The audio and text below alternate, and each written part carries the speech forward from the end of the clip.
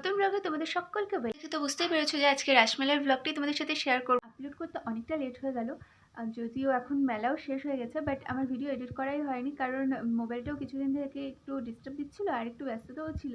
যাই হোক, যেহেতু কোনো রকম প্ল্যানিং ছাড়াই গেছিলাম মেলাতে, তো সেরকমভাবে সাজিয়ে গুছিয়ে আর ইন্ট্রোডিউস দেওয়া হয়নি, ভিডিওটা শুরু করা হয়নি।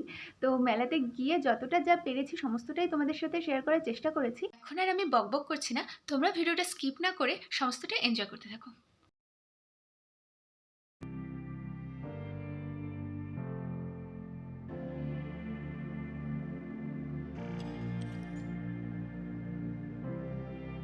তো এখন আমরা যাচ্ছি মদনমোহন বাড়িতে রাস ঘোরাতে, আর প্রচণ্ড ভিড় ছিল। তার মধ্যে আবার এভাবে লাইন করে করে ঢুকতে হবে। তো সেই লাইনের শেষটা অনেকটা দূরে। একবার তো আমরা ভেবেছিলাম যে এই যে সাইডে যে রশি দেওয়া আছে এর মাঝখান দিয়ে ঢুকে যাবো মাঝখানে লাইনে, কিন্তু পরে আমাদের চোখে পড়লো যে না, এখানে পুলিশের গার্ড আছে। তো সেই রিস্ক না নিয়ে আমরা এখন যাচ্ছি লাইনের সন্ধানে, মানে লাইনের শেষটা কোথায় সেখানে।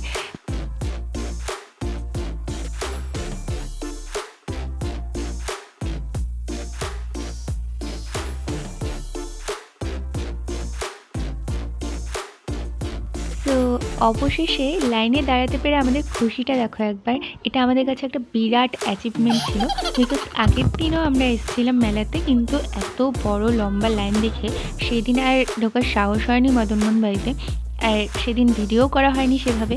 সেজন্য আজকে লাইনে দাঁড়াতে পেরে আমরা একদম ধন্য হয়ে গেছি। আর দেখো লাইনটাও কত তাড়াতাড়ি এগিয়ে যাচ্ছে। তো চলো ভেতরে গিয়ে সমস্তটা শেয়ার করছি তোমাদের সাথে।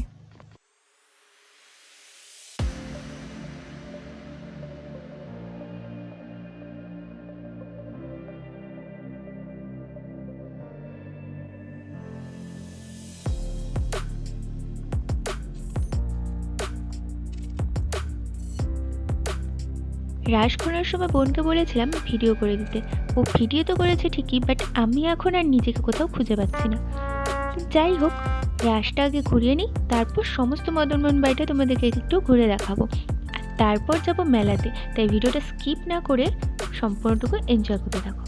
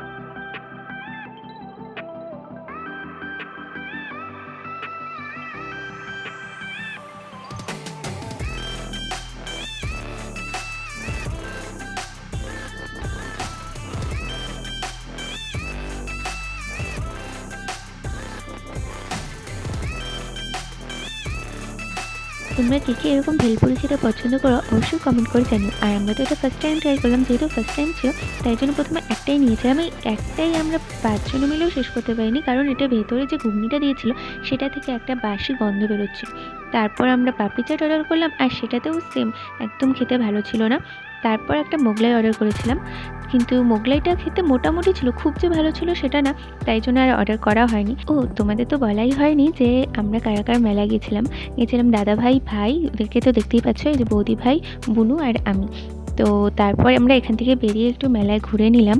আর দাদাভাইকে দেখো মেলায় ঘুরতে ঘুরতে টায়ার্ড হয়ে গেছে, তাই জন্য দোকানের সামনে বসেও পড়েছে। তো চলো বাকি মেলাটা ঘুরে দেখা যাক।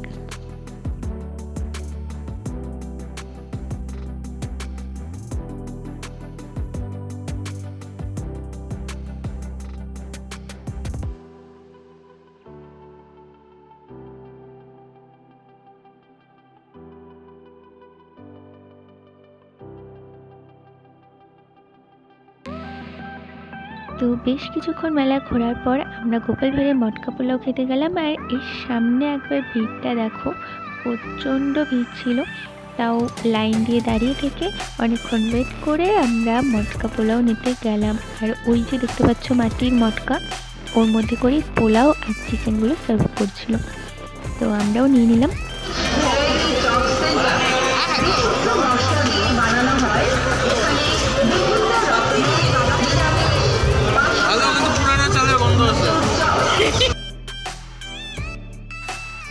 আমরা এখানে লাইন দিয়েছিলাম গন্ধরাজ চিকেন রোল নেওয়ার জন্য। আর এই সাইডটাতে সব খাবারের দোকান, যেদিকে তাকাবে সেদিকে খাবারের দোকান, আর সব কটা দোকানে প্রচুর ভিড়। আর এই গন্ধরাজ চিকেন রোলটা ভীষণ টেস্টি ছিল।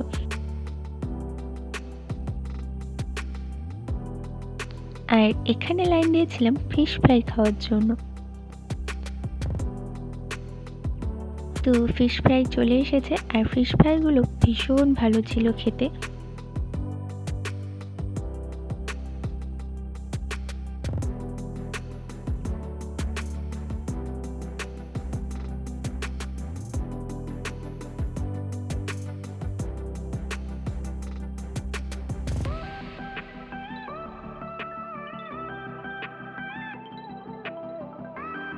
তো মেলা ঘুরে বাড়ি ফেরার পথে আমরা গেছিলাম কোচবিহারের ছোট মদন মোহন বাড়িতে।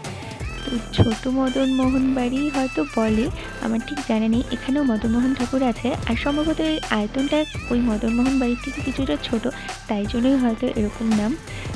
যাই হোক, তো আমি এখানে প্রথমবার গিয়েছিলাম, আর তোমাদের সাথেও সবটা শেয়ার করলাম। যেহেতু অনেকটা রাত্রি হয়ে গেছিলো তাই জন্য ফাঁকা ফাঁকাই ছিল সম্পূর্ণ মন্দিরটা, তাই সমস্তটা একটু তোমাদেরকে ঘুরে দেখালাম।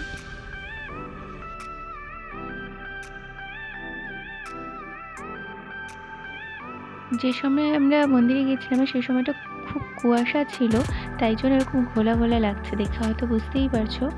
আর এটা হচ্ছে ভোলানাথের মন্দির, চলো সামনে থেকে দেখাচ্ছি তোমাদের।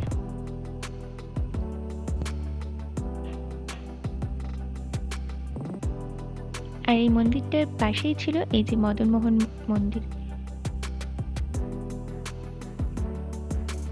আর এটা তো দেখে বুঝতেই পারছো মা দুর্গার একটা মূর্তি। আর দেখো চারিদিকে কেমন কুয়াশা, কিচ্ছু দেখা যাচ্ছিল না। তো চলো বাড়িতে গিয়ে দেখাই তোমাদেরকে যে মেলা থেকে কি কি জিনিস কিনেছি। এত ভিড় ছিল মেলায়, তাই জন্য আর তোমাদেরকে তখন কেনার সময় দেখানোই হয়নি। তো এই দেখো বাদাম এনেছিলাম, আমসত্ত্ব এনেছিলাম, ল্যাংচা এনেছিলাম, আর ওই কালারিং যে ক্যান্ডিটা ছিল সেটাও এনেছিলাম, আর হচ্ছে একটা স্যান্ডগ্লাস কিনেছি, একটা ইয়াররিং আর দুটো ক্লিপ। আর এগুলো সমস্তটাই বৌদিভাই কিনে দিয়েছিল, তার জন্য থ্যাংক ইউ সো মাচ বৌদিভাই। আর তারপর দেখো রাত্রিবেলা আমরা কী করেছিলাম, খেলছিলাম আর ঝগড়া করছিলাম। তো আমরা এখন ঝগড়া করতে থাকি। আর তোমরা ভিডিওটাকে ভালো লাগলে পরে লাইক কমেন্ট শেয়ার করে দিও, আর যারা চ্যানেলে নতুন আসে অবশ্যই সাবস্ক্রাইব করে পাশে থেকো।